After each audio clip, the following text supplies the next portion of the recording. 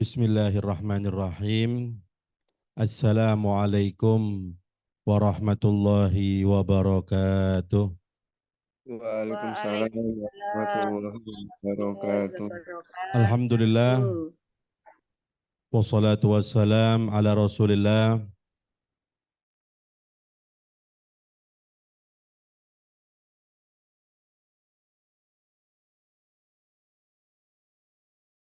wa ta illa billah. Subhanaka la ilma lana illa ma 'allamtana. Innaka antal alimul hakim. Rabbi shrah li sadri wa yassir li amri wahlul 'uqdatam min lisani yafqahu qawli bi rahmatika ya arhamar rahimin. Amma ba'd. Yang saya hormati Dirut PT Cipta Nirmala Dr. Tawang Arif Nugroho. Begitu pula Direktur PT Cipta Nirmala Bapak Heri Wahyudi. Dan juga Kepala Rumah Sakit Semen Gresik Dr. Hendrawan. Dan juga yang saya hormati Direktur Cipta Nirmala Husada Dr. Asmauna Asri Ning Tias. Dan semua keluarga besar PT Cipta Nirmala, keluarga besar Rumah Sakit Semen Gresik, dan semua para dokter, para hadirin hadirat rahimakumullah. Alhamdulillah, kita bersyukur kepada Allah Subhanahu wa taala yang pada sore hari ini kita semua dikumpulkan oleh Allah Subhanahu wa taala di majelis yang mulia, di acara yang mulia, untuk bersama-sama kita beribadah kepada Allah, untuk bersama-sama kita mengkaji, memperdalami syariat-syariat Nabi Muhammad SAW. Mudah-mudahan dengan hadirnya kita di majelis yang mulia ini, Allah Subhanahu wa taala mengampuni dosa-dosa kita, menutup segala aib-aib kita, hajat kita semua dikabulkan oleh Allah Subhanahu wa taala, hajat PT Nirmala dan juga hajat Rumah Sakit Semen Gresik diijabah oleh Allah Subhanahu wa taala. Dan mudah-mudahan ilmu kita dijadikan ilmu yang bermanfaat bagi kita, keluarga kita, dan saudara-saudara kita. Amin. Allahumma amin ya rabbal alamin. Amin. Hadirin hadirat rahimakumullah, seperti biasanya mari bersama-sama kita mengkaji kajian kita tentang pembahasan An-Nafsul Mutmainnah, yang kemarin kita sudah sedikit mengkaji tentang bagaimana cara-cara kita mendapatkan taufik hidayah dari Allah Subhanahu wa taala, yang mana kalau sudah taufik itu datang kepada kita, maka otomatis jiwa kita itu akan menjadi tenang. Ya. Ulama pernah mengatakan seperti ini, yang kurang lebih, idza halatil hidayatu qalban nasyatat bi ibadatihil a'dha'u. Kata ulama, kalau sudah hidayah itu masuk ke suatu hati, maka otomatis anggota tubuh kita ini akan semangat untuk beribadah kepada Allah Subhanahu wa taala. Itu tanda. Jadi kapan kita ini semangat untuk ibadah, berarti kita ini telah mendapatkan hidayah dari Allah Subhanahu wa taala. Kalau masih berat, maka kita harus berusaha untuk mendapatkan hidayah itu dari Allah Subhanahu wa taala. Makanya kemarin sudah sedikit kita kaji cara-cara supaya kita mendapatkan hidayah dari Allah, termasuk kemarin mendengarkan ayat-ayat yang isinya ancaman-ancaman, ya, mendengarkan ayat-ayat atau hadis-hadis yang isinya motivasi untuk kita bisa beribadah kepada Allah Subhanahu wa taala, dan termasuk cara yang akan kita kaji yaitu dengan kita memandang orang-orang yang ahli ibadah. Ini termasuk cara para hadirin. Jadi termasuk cara kita itu mendapatkan hidayah, taufik dari Allah Subhanahu wa taala. Di samping yang kemarin itu, kata beliau Al-Imam Abdullah Al-Haddad, itu dengan kita memandang ahlullah, orang-orang kekasih Allah, orang-orang yang mengisi waktunya untuk ibadah kepada Allah Subhanahu wa taala. Dan itu pun Allah sebutkan dalam Al-Qur'an. Ya. Kita lihat firman Allah Subhanahu wa taala kepada Nabi Muhammad sallallahu alaihi wasallam, "Wasbir nafsaka ma'alladina yad'una rabbahum bil ghadati wal ashiyyi yuriduna wajha wala ta'du aynaka anhum turidu zinatal hayatid dunya wala tuti' man aghfalna qalbahu an dzikrina wattaba'a hawahu wa kana amruhu furuta." Ayat ini menjelaskan, wasbir nafsaka, kata Allah, sabarkan dirimu. Ini Allah mengatakan kepada Nabi. Yang tujuannya itu pelajaran bagi kita semuanya. Allah mengatakan, sabarlah dirimu wahai Muhammad bersama orang-orang yang selalu berzikir kepada Allah. Mengucap zikir yang intinya itu beribadah kepada Allah Subhanahu wa taala. Di pagi hari dan di siang hari. Kemudian Allah mengatakan wala ta'du aynaka anhum, dan jangan kamu berpaling kepada mereka. Nabi diperintahkan oleh Allah untuk selalu bersama orang-orang yang berzikir kepada Allah, yang beribadah kepada Allah Subhanahu wa taala. Ya. Jangan berpaling dari mereka. Itu perintah Allah kepada Nabi. Ya. Kemudian Allah mengatakan wala tuti' man aghfalna qalbahu an dzikrina. Jangan kamu patuhi orang-orang yang kami lupakan hatinya untuk ingat kepada kami, kata Allah. Dan mereka mengikuti hawa nafsunya, dan adapun mereka itu adalah orang-orang yang melampaui batas. Ya. Perkara mereka adalah perkara yang melampaui batas. Ayat ini ulama tafsir mengatakan turunnya ceritanya ketika itu Nabi sedang bersama para sahabat-sahabat. Di situ ada sahabat Bilal, di situ ada sahabat Ammar bin Yasir, ada sahabat Suhaib, ada sahabat Ibnu Mas'ud. Ini sahabat-sahabat terdahulu masuk Islam, para hadirin. Namanya kibarus sahabah, orang-orang yang besar, sahabat-sahabat yang besar karena masuk Islamnya terdahulu. Sahabat Bilal, Abdullah bin Mas'ud, ini sahabat-sahabat yang mulia. Ammar. Nah, tahu-tahu orang kafir, orang Asyrafu Quraisy, pembesar-pembesar Quraisy ketika itu, meminta kepada Nabi supaya Nabi itu memiliki waktu khusus untuk mereka. Kepingin mereka duduk dengan Nabi, tapi jangan dikumpulkan sama mereka ini. Karena mereka itu meskipun di dalam Islam mereka orang-orang mulia, tapi menurut pandangan mereka, mereka itu ada yang mantan budak, ya. Orang-orang lemah itu, orang-orang yang bernasab rendahan. Ya. Makanya orang-orang bangsawan Mekah ketika itu nggak mau. Rasulullah diminta ada waktu khusus untuk kami. Oh, ini orang-orang bangsawan ini ada waktu khusus, nggak mau dikumpulkan sama mereka. Itu mantan budak itu, ya, sahabat Bilal. Ya. Mereka ingin seperti itu. Ya. Nah, Nabi tidak mau. Ya. Tapi kemudian Allah pun menguatkan Nabi Muhammad. Makanya wasbir nafsaka ma'alladina yad'una rabbahum bil ghadati wal asyi.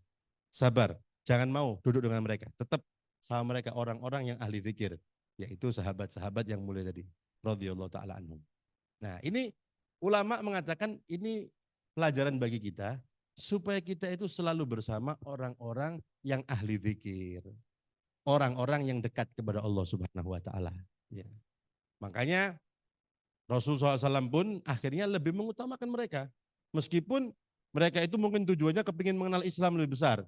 Tapi karena tujuannya untuk tidak mau kumpul dengan orang-orang yang ahli ibadah, maka Allah pun marah. Jangan dengarkan mereka. Tetap dengan mereka itu orang yang Muhammad.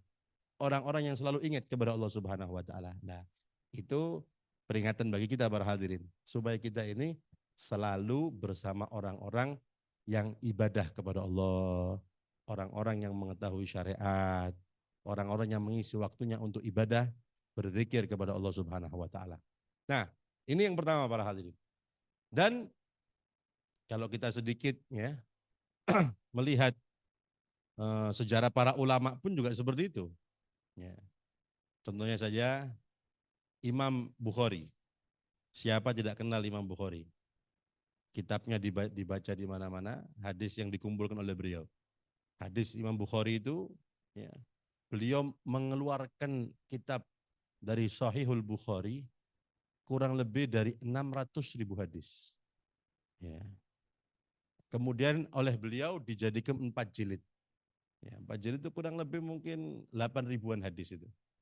Kalau kalau nggak dihitung yang diulang-ulang kurang lebih 4 ribuan.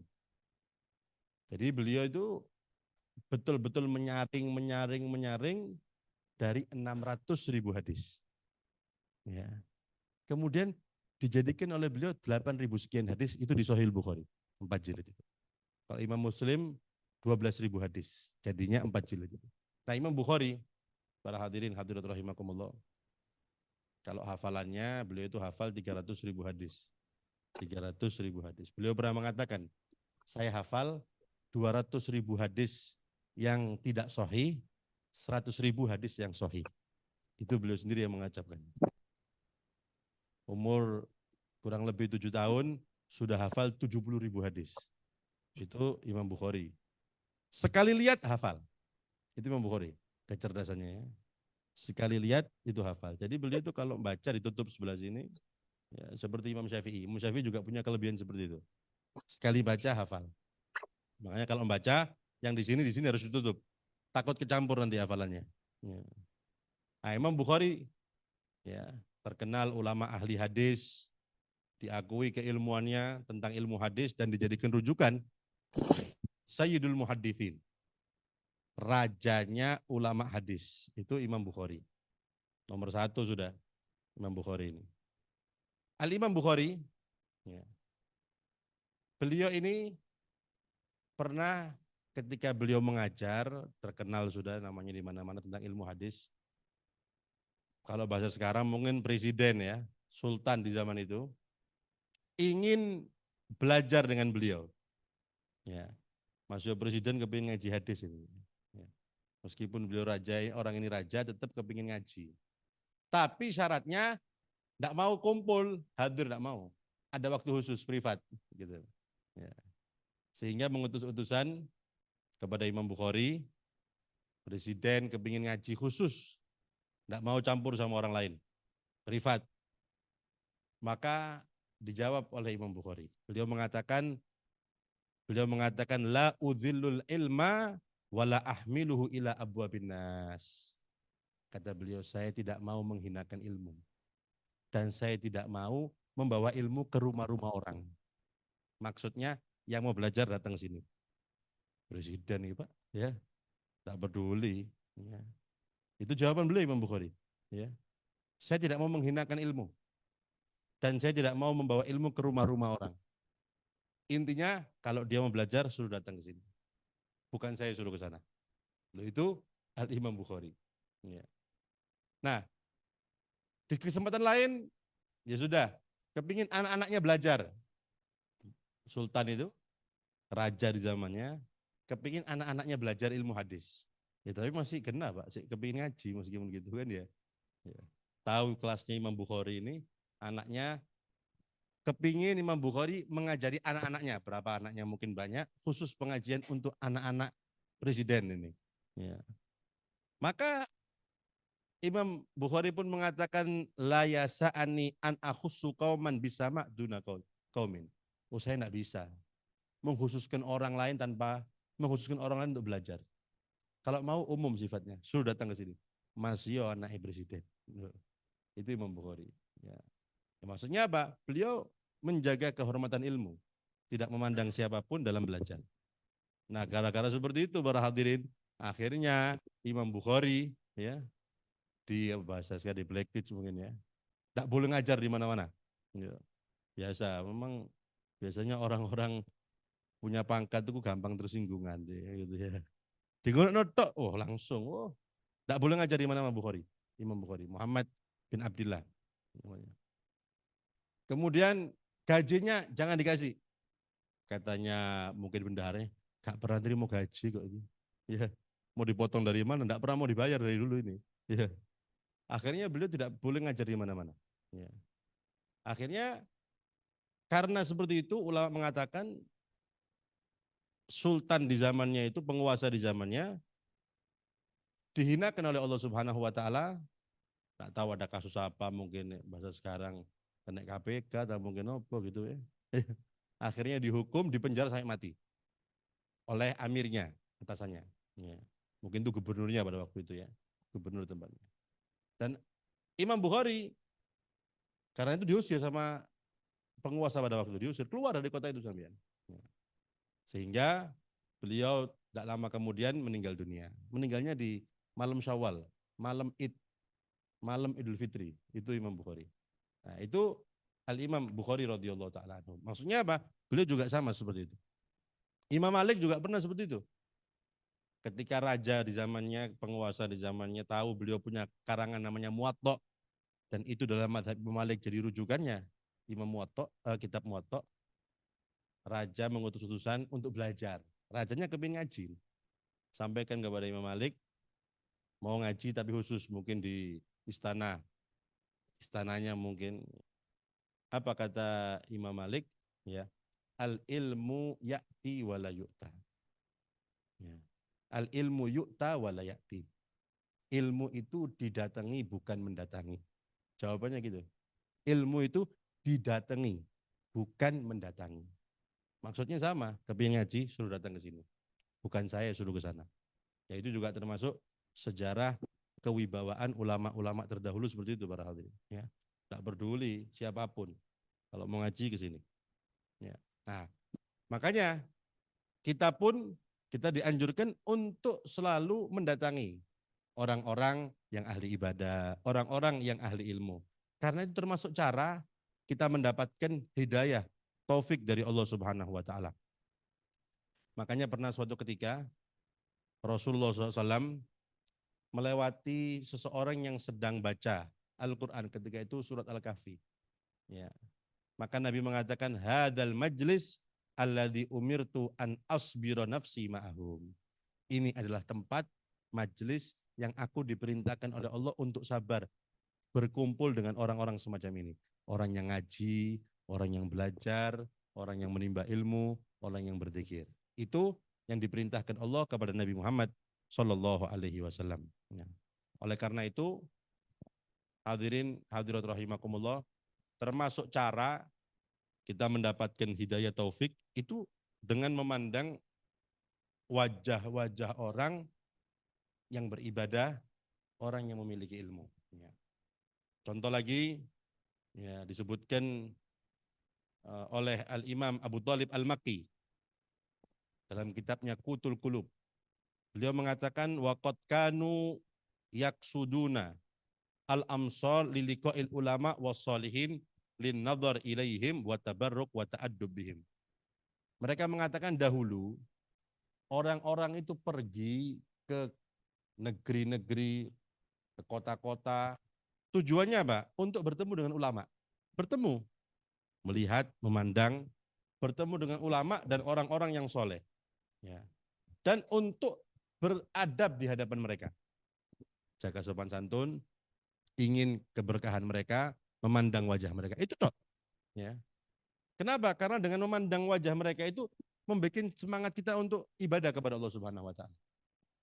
Bahkan ya, ada orang-orang kata Rasulullah SAW yang apabila kita melihat tok langsung ingat sama Allah Subhanahu wa taala. Ini belum mereka ngaji nih, belum mereka ngajar ya. Baru lihat tok langsung ingat sama Allah Subhanahu wa taala. Ada manusia yang seperti itu. Itu yang disampaikan Nabi Muhammad SAW. Ketika Nabi pernah ditanya, su'ilan Nabi SAW ayu julasa ina khair. Ada sahabat bertanya, ya Rasulullah, ya, teman duduk kami yang baik itu yang bagaimana sih? Itu pertanyaan sahabat kepada Nabi. Apa kata Rasulullah? Man dzakarukum billah ru'yatuhu. Orang yang bisa mengingatkan kalian kepada Allah ketika kalian memandangnya. Jadi memandangnya tok langsung ingat sama Allah. Iya ya. Ada orang-orang seperti itu para hadirin. Kalau kita pandang langsung kita ingat sama Allah. Kalau kita pandang kita kepingin ibadah.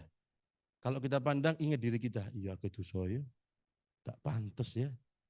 Loh, enak jadi orang seperti itu ya. Kalau saya langsung kita introspeksi diri. Ketika melihat orang seperti itu, kita langsung otomatis introspeksi diri kita. Nah itu yang kata Nabi, perlu kita duduk dengan mereka. Supaya kita sadar keadaan kita, posisi kita ini di dunia bagaimana. Apa yang sudah kita kerjakan daripada ibadah-ibadah, dan apa yang sudah kita lakukan daripada perbuatan maksiat. Nah, kemudian contoh lain, Al-Imam Ahmad bin Hambal.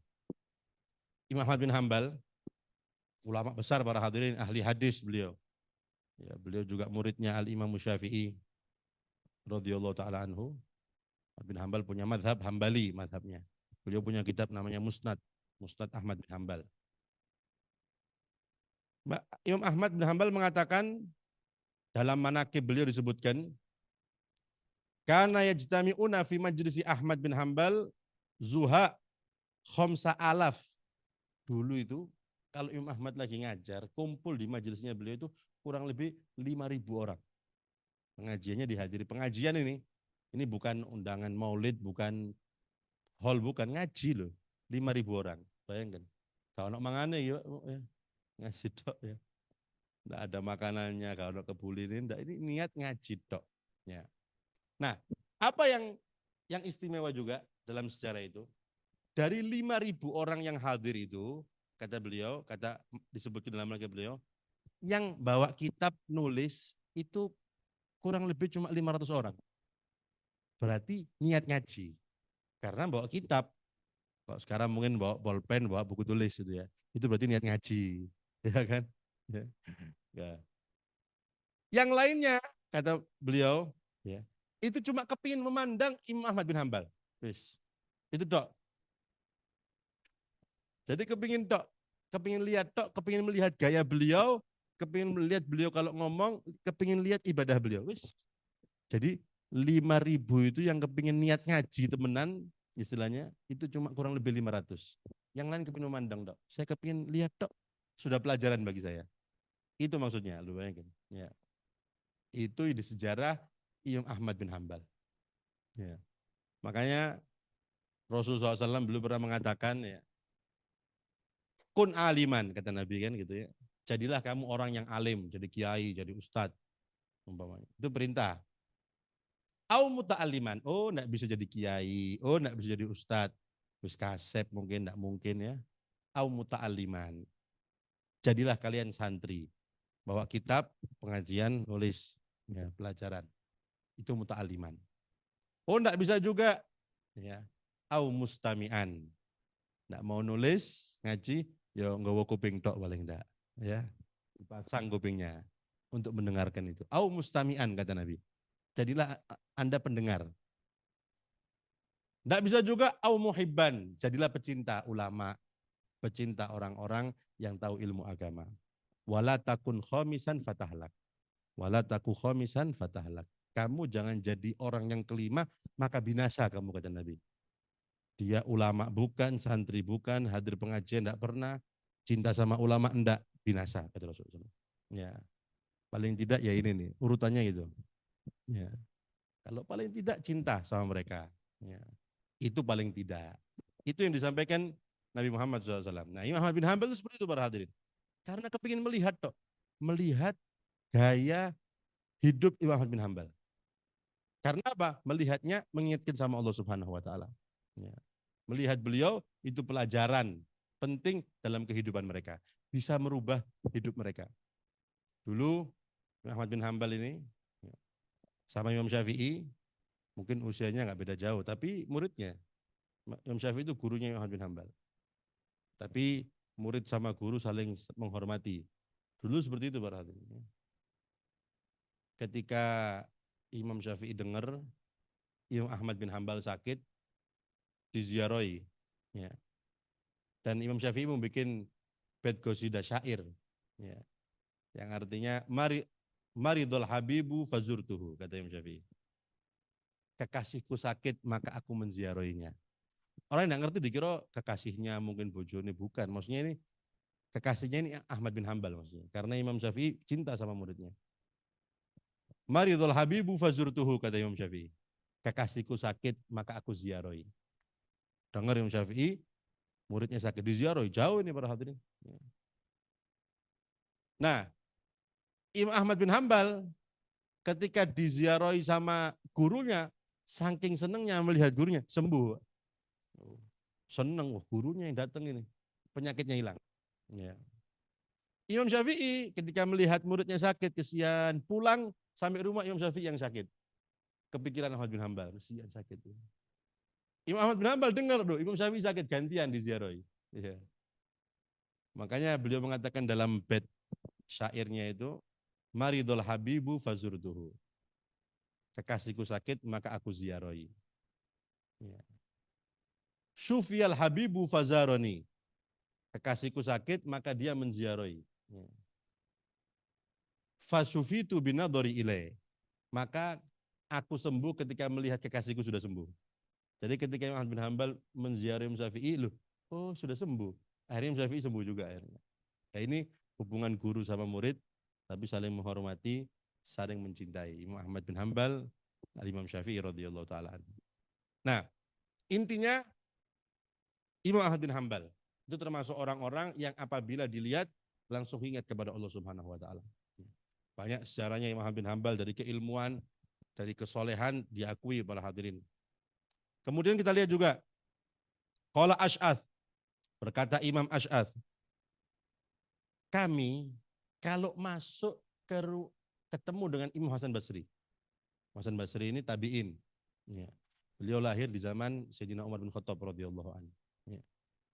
Beliau mengatakan, aku kalau bersama Imam Hasan Basri, maka keluar dari beliau kami lupa dengan dunia. Langsung tidak kepingin dunia. Melihat tok ini sudah hilang cinta dunia. Melihat tok Imam Hasan Basri. Sudah tidak mau kepikiran tentang dunia. Kenapa? Itu faedahnya melihat duduk dengan orang-orang yang ahli ibadah. Itu kata Imam Asy'ath.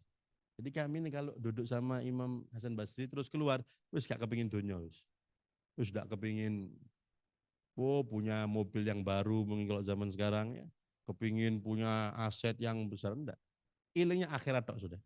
Langsung ingat akhirat. Itu faedahnya kumpul dengan orang-orang yang dekat kepada Allah Subhanahu wa taala. Orang yang soleh, orang yang ahli ibadah. Begitu pula yang dikatakan Imam Malik. Imam Malik itu termasuk beliau punya guru namanya Imam Muhammad bin Munkadir. Apa kata Imam Malik? Imam Malik ini para hadirin ini, ulama ini, gurunya Imam Syafi'i. Beliau mengatakan, kullama ajidu fi qalbi qasawatan ata Muhammad bin Munkadir. Saya ini kalau sudah merasa hatiku keras, padahal ulama, ya. Saya kalau sudah merasa hati saya keras, saya datang ke Imam Muhammad bin Munkadir. Ya. Karena dengan kumpul dengan beliau, melihat beliau, meluluhkan hati. Hati yang keras itu bisa luluh. Melihat Imam Muhammad bin Munkadir. Ya. Maka Imam Malik mengatakan, berkumpul orang-orang kepada Imam Muhammad bin Munkadir, itu karena apa? Karena gaya hidupnya, karena ibadahnya. Maka orang kalau sudah melihat beliau, itu menjadi pelajaran berhari-hari. Langsung kepingin ibadah, kepingin taat, kepingin tahajud, bangun malam, kepingin sodakoh. Karena apa? Karena melihat pandangan ini. Ya.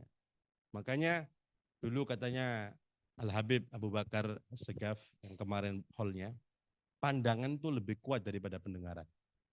Karena orang kalau memandang itu ke hati. Ya. Kalau pendengaran kadang-kadang masuk sini, keluar sini. Tapi kalau orang mandang, itu ke hati. Makanya beliau selalu menganjurkan untuk selalu berkumpul dengan orang-orang saleh supaya memandang. Dipandang tok saja. Oh iya ya. Makanya kita contohnya para hadirin melihat orang ahli ibadah, enak ya uripe. Tuh, kadang lihat dia sholat tuh, sholat mana? Loh, sholat lagi. Subhanallah. Ya. Belum lagi kalau kita kumpul sehari-hari dengan orang ahli ibadah. Gak kesel-kesel. Melihat waktunya ngaji. Kalau enggak ngaji, zikir. Kalau enggak, sholat.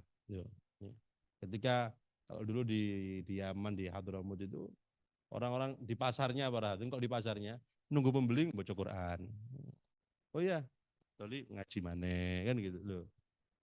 Kalau enggak ada sholat, hidupnya gitu. Ya. Bekerja ya waktunya ada bekerja, selesai itu digunakan untuk ibadah. Saya teringat juga ucapannya Imam Hasan Basri. Beliau pernah mengatakan seperti ini. Adroktu aqwaman lau ra'aitumuhum lakultum majanin. Kata Imam Hasan Basri. Saya ini mendapati sekelompok manusia yang kalau kalian lihat mereka, pasti kalian mengatakan, oh orang-orang gila itu. Kenapa? Karena hari-harinya ibadah tok. Itu maksudnya. Kata Imam Hasan Basri ini. Hendak zikir, ngaji, sholat. Zikir, ngaji, sholat. Ngaji. Apalagi kalau kita baca sejarah ulama-ulama para hadirin. Ya. Jangan jauh-jauh Imam Abdullah Haddad ini di waktu duha sholatnya 200 rakaat. Ya. Imam Zainuddin 1000 rakaat. Ya. Imam Syafi'i setiap hari hataman Quran. Setiap hari itu hatam Quran. Ngaji pasti hatam. Belum belum lagi sholatnya itu. Belum ngajarnya. Ya. Kalau kita ngomong, lu terus saya enggak bisa, kalau saya kan kerja. Dari Imam Syafi'i, lah kontok asing kerja, kan gitu ya. Saya juga kerja, sama. Kalau ada yang alasan seperti itu, oh, kalau saya enggak bisa, saya kan kerja. Kata Imam Syafi'i, lu perasaanmu sampai entok asing kerja. Ya. Mereka juga bekerja, makanya Allah tuh memuji para kekasihnya dengan firman-Nya, rijalun la tulhihim tijarotun wala bai'un an dzikrillah. Mereka itu adalah orang-orang yang tidak melalaikan mereka, perniagaan mereka, jual beli mereka untuk ingat kepada Allah. Berarti mereka kerja, cuma pekerjaannya tidak melalaikan mereka untuk ingat kepada Allah. Tidak sampai lupa. Itu mereka. Itu Allah mensifati para walinya, para kekasihnya seperti itu. Kalau kerja pun tetap ingat sama Allah. Oh, kalau kita kan jangankan kerja, lagi ibadah lupa sama Allah gitu ya. Allahu Akbar. Kunci kundi ya. Oh si dompet. Oh, ya. Rumah dikunci enggak tadi ya? Lemari. Oh di absen semua ketika sholat aja.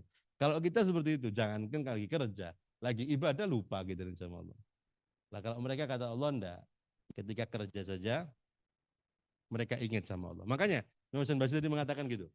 Saya ini mendapati manusia-manusia, kata Imam Hasan Basri, kalau kalian lihat, kalian akan mengatakan orang gila itu.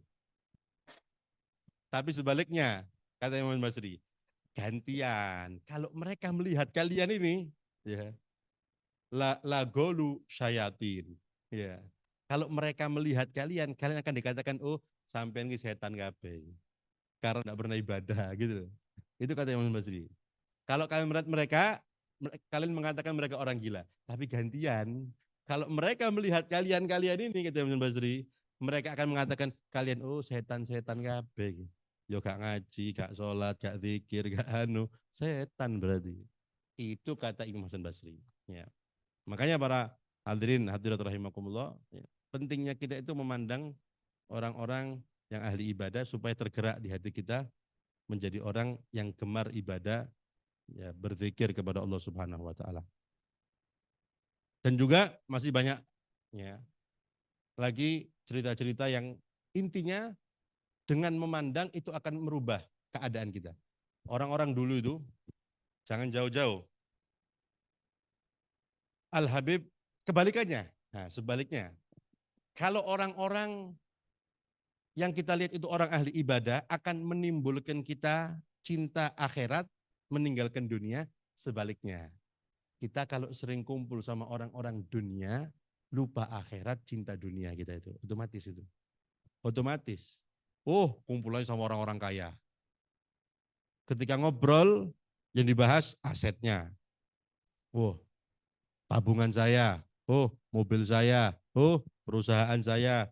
Oh, hartanya diceritakan. Loh, akhirnya hati kita keras. Enak ya, kepingin kayak gitu. Saya harus bisa seperti itu. Loh kan.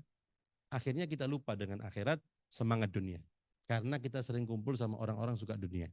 Itu bahayanya. Lupa akhirat. Sehingga semangatnya dunia. Karena kita kumpulnya sama orang-orang dunia. Makanya akhirnya cinta dunia. Itu bahayanya. Ya. Makanya kita selalu diperintahkan untuk kumpul sama orang-orang fakir miskin itu supaya bersyukur sama Allah. Ya. Alhamdulillah saya sudah punya ini. kesian itu, tidak punya. Ya, alhamdulillah. Loh. Alhamdulillah saya punya rumah, itu tidak punya rumah. Loh. Akhirnya kita syukur sama Allah Subhanahu Wa Taala. Tapi kalau lihatin di atas tok, Pak, lali sudah. Targetnya dunia tok pokoknya. Tidak bersyukur dan semangatnya dunia dan dunia. Loh, teman saya ganti motor. Tahun depan saya harus bocoran ya Allah. Dan ngerti, saya juga sukses ini. Ya, akhirnya seperti itu. Ya. Nah, itu dunia seperti itu. Dunia itu akan selalu menarik orang, dua kata Sayyidina Ali, yang tidak mungkin kenyang, dunia dan ilmu. Itu tidak mungkin kenyang. Tidak mungkin orang itu kenyang dunia. Nah, termasuk caranya kita supaya memperkecil cinta dunia, jangan sering-sering kumpul sama orang dunia. Akhirnya kita menjadi orang yang cinta dunia, lupa akhirat. Orang ahli maksiat, jangan dikumpuli. Akhirnya kita kepingin maksiat. Ceritanya maksiat. Saya ya kemarin mungkin ke kafe ini. Mungkin di situ ada maksiat. Akhirnya coba sih, tak delok sih, enggak lihat tok, kepingin ngerti. Ada perempuan-perempuan yang bisa menyebabkan syahwat mungkin, atau ada sesuatu yang mungkar di situ.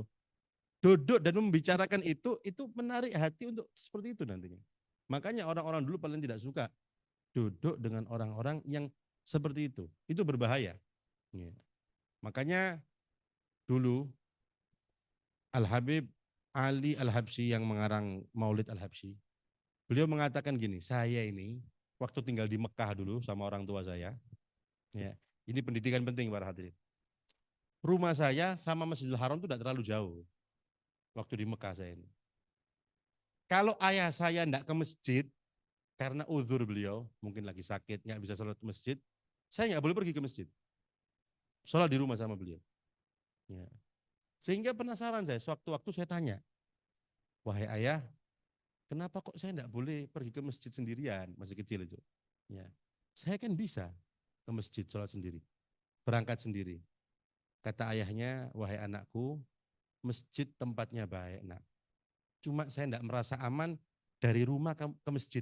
Di perjalanan itu loh, takutnya nanti kamu melihat sesuatu yang merubah hatimu nantinya. Lo bayangkan, cuma gitu tak loh Pak. Itu dulu menjaga anak supaya jangan melihat sesuatu yang maksiat sifatnya. Atau yang merubah keyakinannya. Jadi sampai pandangan itu dijaga, jangan memandang kecuali yang ibadah. Itu maksudnya. Dulu juga Abu Bakar itu pernah kata beliau mau melewati tempat orang bikin rokok, Pak. Ya, tembakau itu. Ketika sudah mau lewat itu sama pamannya ditutupi mukanya. Masih kecil ini. Ketika lewat sudah selesai baru dibuka. Loh, mana orangnya? Sudah hilang, sudah lewat. Ya. Apa tujuannya? Supaya tidak memandang orang-orang itu. Akhirnya kamu kepingin tahu nanti. Itu buat apa ya? Loh, kok rokok? Terus dia apa caranya ya? Loh, terus akhirnya kepingin tahu. Jadi maksudnya pandangan itu sampai segitunya mereka itu menjaga anak-anaknya. Supaya tidak melihat sesuatu yang tidak ada faedahnya. Apalagi yang haram tambah lagi. Karena apa? Tadi itu pandangan itu nanti masuk ke hati. Tapi kalau memandang yang baik, nah akhirnya kepingin menjadi orang baik. Jangan jauh-jauh para hadirin. Kalau kita di rumah, anak-anak kita suruh nonton cerita-cerita Islami tok sudah. Umpamanya kalau itu TV ya, mungkin ya. Masalah Islami pasti nanti tanya, oh Rasulullah itu ternyata punya sahabat. Akhirnya tanyanya seperti itu. Oh terjadi perang ini, oh ternyata anaknya ini. Akhirnya loh, itu yang dibicarakan anak kita. Tapi kalau umpamanya ndelok Spiderman umpamanya, cerita sama jenengan Spiderman itu Bu punya ini Bu, hebatnya ini loh. Akhirnya seperti itu. Akhirnya di hatinya terpenuhi yang seperti itu. Nah ini pentingnya. Ya makanya kita juga dalam diri kita jangan deket-deket orang-orang yang ahli maksiat, orang-orang yang bisa melupakan kita sama Allah, jangan. Ya. Al Imam Ibnu Athaillah As-Sakandari beliau juga pernah mengatakan yang kurang lebih seperti la tashab man la yanhaduka haluh wala yadulluka 'alallahi magoluh, yang kurang lebih seperti itu. Kamu jangan berteman kepada orang yang tidak membuat kamu bangkit keadaannya untuk semangat maksudnya ibadah. Dan tidak menunjukkan ucapannya kepada Allah. Jangan ditemani orang seperti itu. Teman sama orang yang bikin semangat ibadah. Ayo, qiyamul lail yuk. Yuk, kita pengajian yuk. Yuk, nah cari teman yang seperti itu. Itu pesan Imam Ibnu Athaillah As-Sakandari. Ya. Karena para hadirin, teman itu juga penting. Nabi mengatakan, ya, Rasul SAW beliau mengatakan, almar'u ala dini khalili. Manusia itu tergantung temannya, tergantung agama temannya. Maka orang kalau mau nilai seseorang nggak usah orangnya, lihat temannya, cukup sudah. Oh ternyata ini temannya sama orang-orang baik, berarti dia orang baik. Terus gitu saja. Nggak usah lihat orangnya. Kata Nabi, lihat temannya. Oh ternyata kumpulannya selalu ibadah, sering jamaah majelis taklim umpamanya. Oh berarti itu orang yang baik. Cukup sudah. Oh ternyata orang yang suka nongkrong-nongkrong mungkin. Oh isiku. Karena itu cerminannya dia seperti itu. Ya. Dan jiwa itu akan condong kepada orang yang sejenisnya. Kalau jiwa itu jelek, pasti kepada orang jelek. Untuk kebaik itu repot itu. Karena sudah jiwanya jelek. Jadi pasti mengarahnya ke tempat-tempat yang jelek. Gampang diajak maksiat itu gampang. Itu sudah jiwanya. Nah, supaya kita ini menjadi jiwa yang baik, maka caranya itu memandang orang-orang baik, hadir majelisnya orang-orang yang baik, supaya semangat kita menjadi orang baik. Itu cara untuk kita menjadi orang-orang yang baik. Itu hadirin hadirat rahimakumullah. Itu termasuk sebab. Nah, kemudian beliau mengatakan kadang-kadang juga hidayah itu selain itu caranya seperti yang sudah kita kaji kemarin dan tadi, kadang-kadang hidayah itu tanpa sebab. Ada juga seperti itu. Langsung pemberian dari Allah. Bukan karena mendengar ayat-ayat tentang ancaman atau motivasi atau melihat orang-orang yang soleh. Tapi kadang-kadang tahu-tahu hidayah itu dari Allah Subhanahu. Ada juga yang seperti itu. Meskipun yang seperti itu jarang. Ya. Tapi ada tahu-tahu sadar. Bukan karena melihat apa-apa, mendengar apapun enggak. Tapi itu tahu-tahu diberi kesadaran oleh Allah Subhanahu wa taala. Ada juga yang sifatnya seperti itu. Maka nasihat beliau apa? Wa ta'arrud linafahat ma'murun bihi wa muraghabun fihi. Nah, kita menghadang hidayah itu diperintahkan dan dianjurkan. Ya. Ya apa caranya kita mendapat hidayah? Ya hadir pengajian, ya kumpul dengan orang soleh. Itu kita menghadang rahmat, menghadang hidayah dari Allah Subhanahu wa taala. Berusaha. Ya. Sebaliknya kata beliau, wal intidar biduni ta'arrud waluzumul bab humkun wa ghabawatun.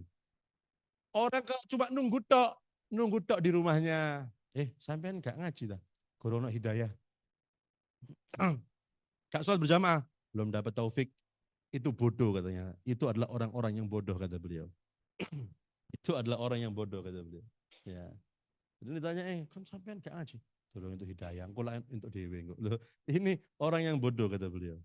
Hidayah itu harus dicari, berusahakan. Ya tadi itu cara-caranya, mendengarkan ngaji, mendengarkan pengajian, melihat orang-orang soleh. Ini cara untuk kita mendapatkan hidayah, taufik dari Allah Subhanahu wa taala. Jangan ditunggu. Interi tanpa usaha itu adalah orang yang bodoh kata beliau. Makanya Nabi mengatakan, Inna li rabbikum fi ayami dahrikum nafahat ala fata'arradu laha, kata Nabi. Sesungguhnya bagi Tuhanmu di masa-masa di hari-harimu itu ada nafahat, pemberian dari Allah, hidayah, taufik. Fata'arradu laha. Ala fata'arradu laha. Maka hadanglah, ambillah, raihlah hidayah itu, pemberian itu dari Allah. Tadi caranya seperti tadi.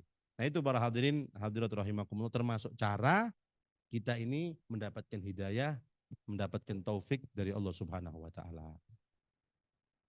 Mungkin ada pertanyaan sampai di sini?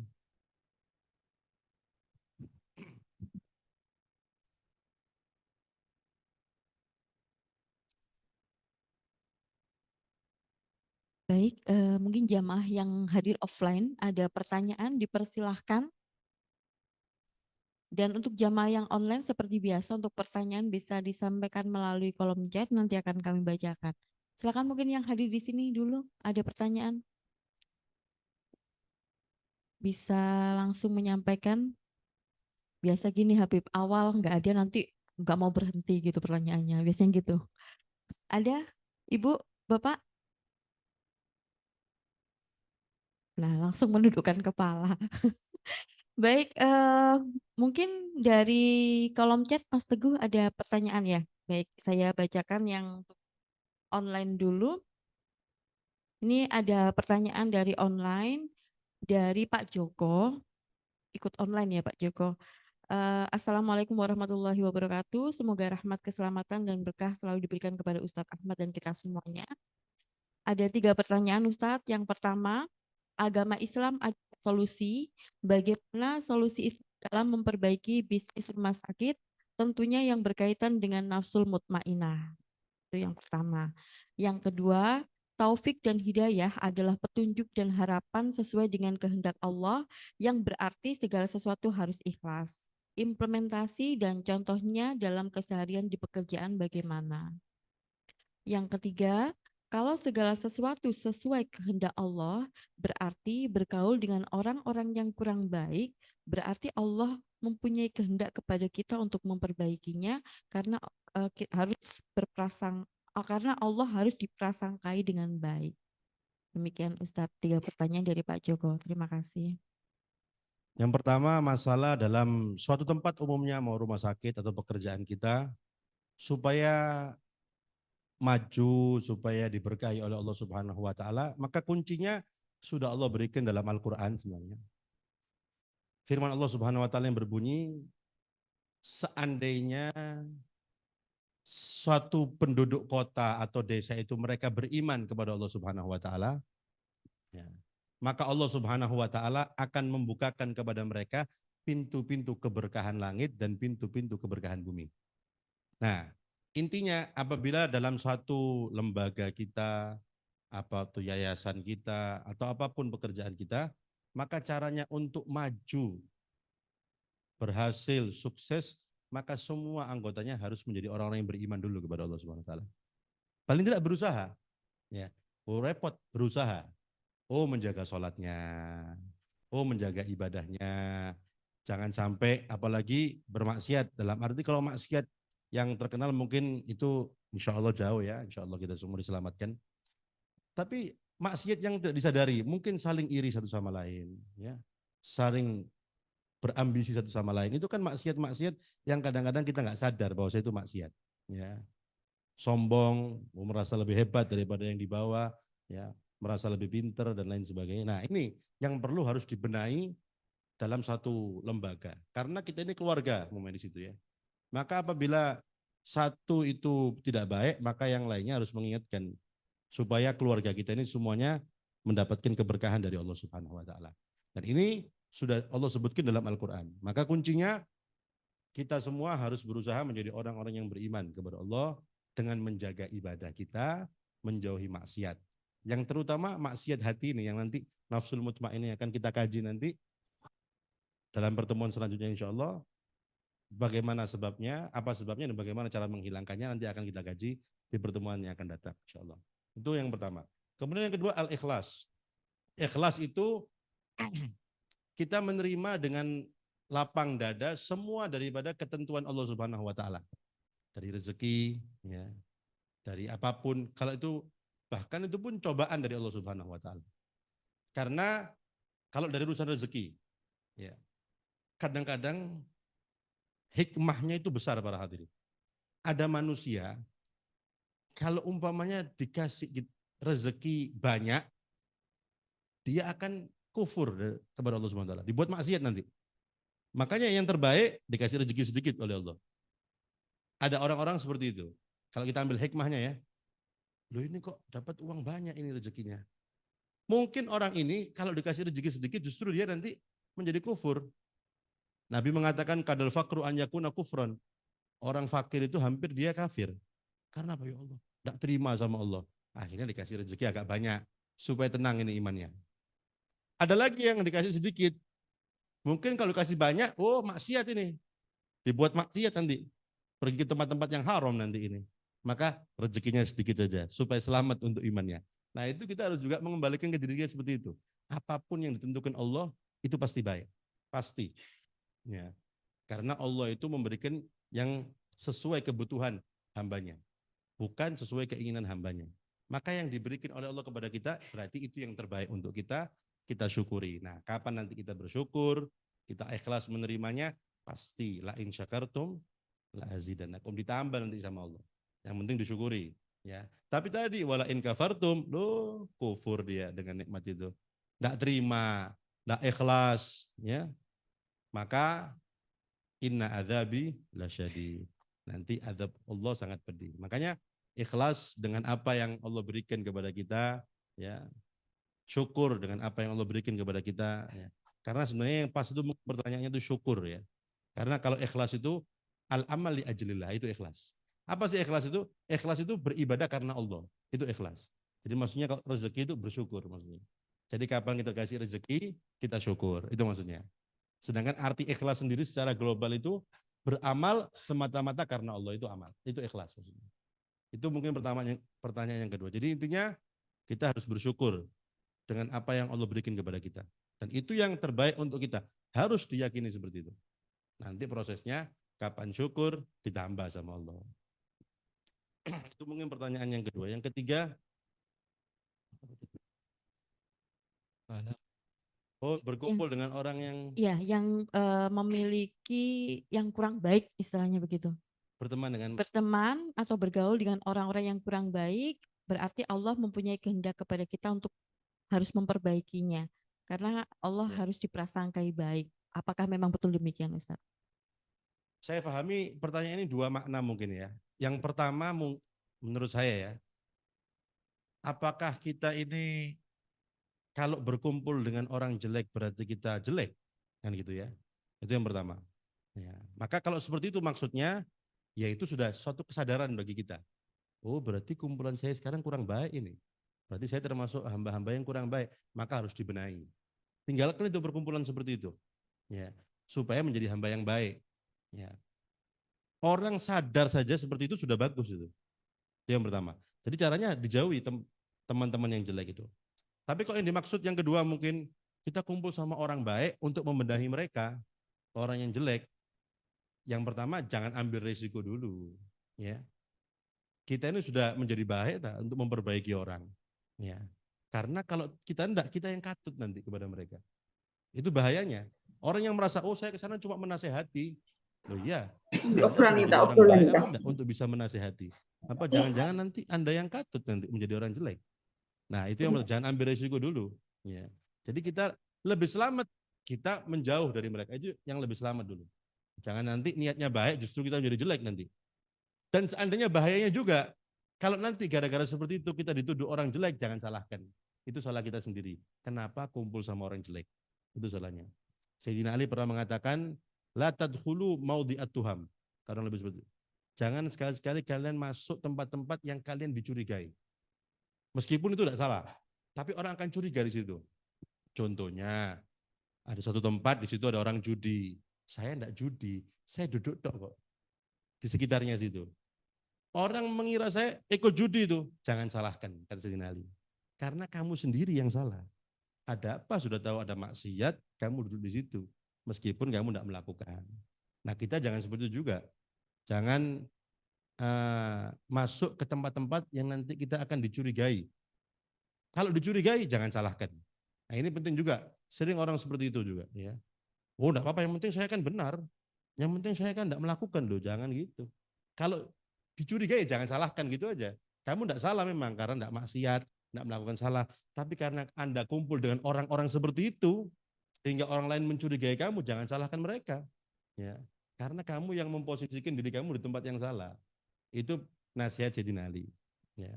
Itu mungkin dua yang bisa saya pahami dari pertanyaan tadi. Ada lagi mungkin? Ya, terima kasih Ustadz. Mungkin yang hadir offline, Bapak atau Ibu ada yang ingin bertanya? Dipersilahkan. Masih belum? Iya, silakan. Pak Tajudin ya? Enggak.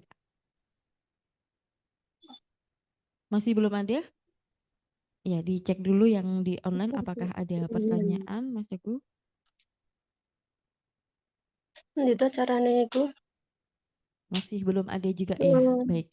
Masih belum ada pertanyaan Ustadz dari offline maupun online. Jika ini sebenarnya masih ada sedikit waktu ya karena memang tadi kita mulainya agak mundur dari jam 15. Sudah cukup? Tidak ada pertanyaan? Jika sudah cukup bisa ditutup dengan doa nanti.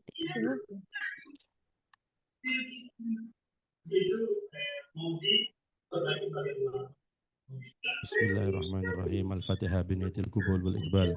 وصالح الأحوال بسيدنا محمد مولى البلال نوينا كمن أصلفنا الصالحون أسى بهدي الاجتماع قبول الاندفاع وتأجيل البشارة والإشارة وأن الله ببركة اجتماعنا في المجلس يغفر ذنوبنا ويستر عيوبنا ويقضي هوائجنا ويطهر قلوبنا ويشفي أمراضنا ويوسع أرزاقنا وأن الله يجعل هذا المستشفى مأمورا بالعلم مأمورا بالعبادة مأمورا بالأرزاق الحسية ومعنوية بجاه خير البرية على هذه النية وعلى كل صالحة جامعة شاملة وعلى من وأسلفنا الصالحين وإلى حضرة النبي صلى الله عليه وسلم الفاتحة.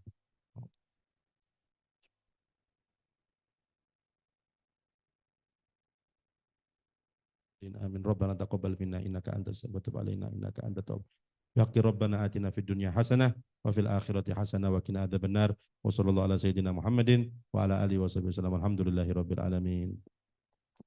Alhamdulillahirrahmanirrahim. Terima kasih kami sampaikan kepada Al-Ustadz Ahmad bin Abu Bakar As-Segaf. Demikian Bapak Ibu serangkaian untuk acara Nafsul Mutmainnah seri ketiga sudah kita ikuti bersama dengan baik dan lancar. Kami ucapkan terima kasih atas kehadiran Bapak Ibu sekalian. Mudah-mudahan apa yang sudah disampaikan oleh Ustadz dapat bermanfaat dan dapat diimplementasikan kita dalam kehidupan sehari-hari. Terima kasih, kurang lebihnya kami mohon maaf. Akhir kata wabillahi taufik wal hidayah. Wassalamualaikum warahmatullahi wabarakatuh.